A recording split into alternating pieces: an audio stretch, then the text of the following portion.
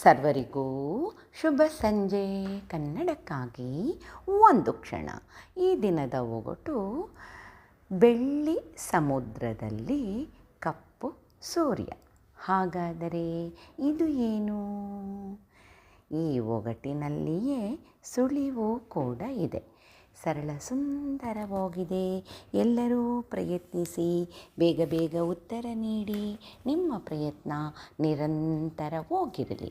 ನಿನ್ನೆ ನಾನು ಒಂದು ಒಗಟನ್ನು ಕೇಳಿದ್ದೆ. ಬಡಗಿ ಮಾಡಿದ ಬಂಡಿ ಅಲ್ಲ, ಮನುಷ್ಯ ಮಾಡಿದ ಯಂತ್ರವಲ್ಲ, ಒಂದು ನಿಮಿಷವೂ ಪುರುಸೊತ್ತಿಲ್ಲ.